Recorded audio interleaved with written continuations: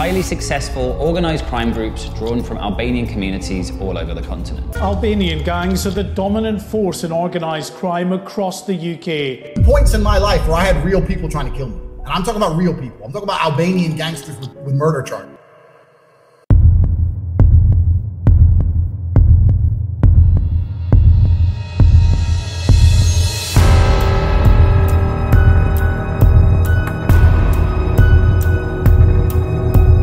The Albanian Mafia. You might know them from Grand Theft Auto 4 or the movie Taken, 2008, where a former CIA agent travels to Paris to rescue his daughter from Albanian sex traffickers. But that's all fiction. In this video, I'll tell you the real story, the beginnings.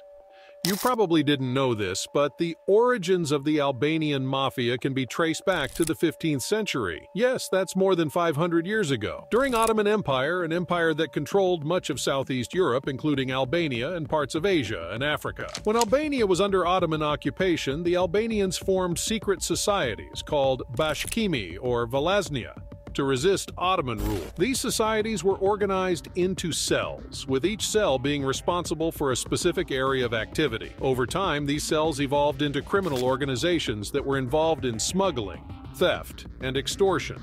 But the real story of the Albanian Mafia begins in the late 1980s, when Albania was still under the rule of the communist regime. At the time, the country was isolated from the rest of Europe, and its citizens had limited access to goods and services. However, with the fall of communism in 1991, the country underwent a period of rapid change, and the Albanian Mafia seized the opportunity to take control of various industries, including gambling, prostitution, and narcotics. Throughout the 1990s and early 2000s, Albania was hit by a series of wars and financial crises, which drove thousands of migrants to Europe and the United States, settling in New York City. This influx of Albanians created a tight-knit community which provided a breeding ground for the growth of the Albanian Mafia. They had kept in touch with family members in Albania, and this is how the Albanian Mafia expanded their network. Their reputation for violence and ruthlessness quickly spread throughout Europe and the United States, where they established a vast criminal network. The Albanian Mafia is known for its strict hierarchy and fierce loyalty. The organization is run by a group of leaders known as Krija Plaku, which translates to Big Boss. These leaders control the various criminal activities of the organization, including drug trafficking, extortion, and money laundering. The Krija Plaku are known for their ruthlessness and willingness to do whatever it takes to maintain their power and control. Rise to power. Drug trafficking is one of the primary activities of the Albanian Mafia, and as the demand for drugs in Europe began to grow in the 1990s, the Albanian Mafia saw an opportunity to make a fortune. They established connections with drug traffickers in South America and began smuggling large quantities of cocaine into Europe, while Colombian drug cartels were looking for new routes to smuggle cocaine into Europe. Albania, with its long coastline and porous borders, proved to be an ideal location for drug traffickers to move their product into the continent. The Albanian Mafia was able to establish themselves as major players in the drug trade due to their expertise in transportation and logistics, and by taking control of the entire supply chain. You see, the cocaine supply chain involves several stages, from production to distribution.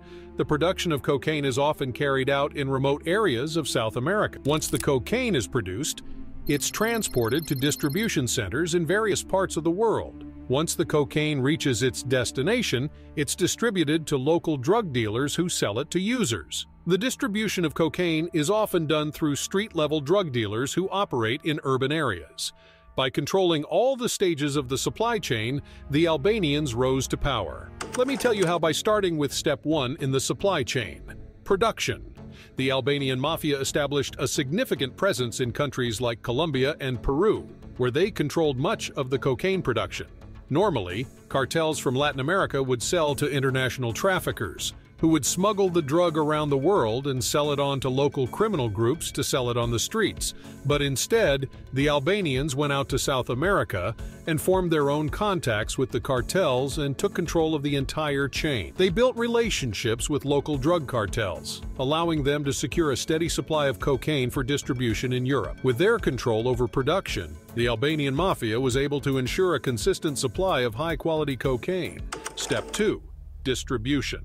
The Albanian Mafia also built a sophisticated distribution network in Europe, which allowed them to transport cocaine from production sites in South America to various destinations throughout Europe. They established a network of contacts, including corrupt officials, which allowed them to avoid detection by law enforcement agencies.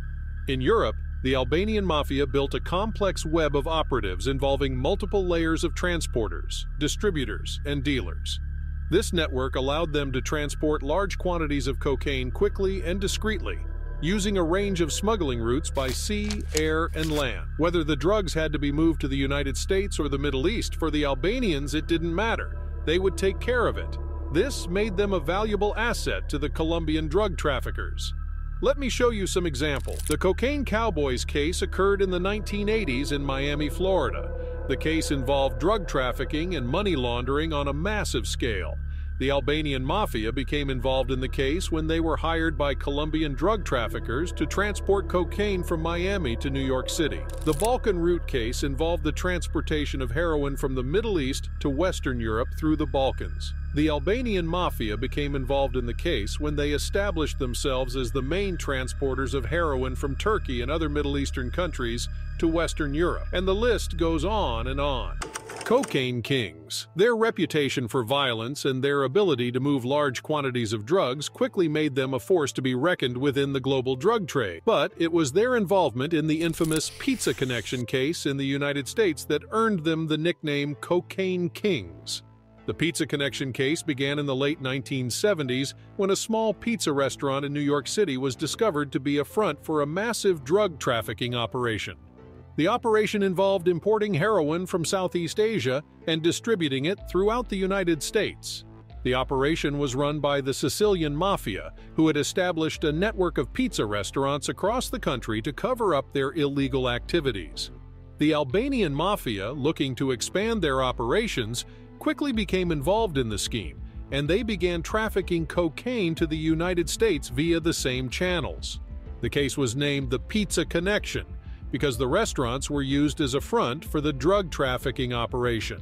The operation was so successful that it eventually became one of the largest heroin trafficking rings in history.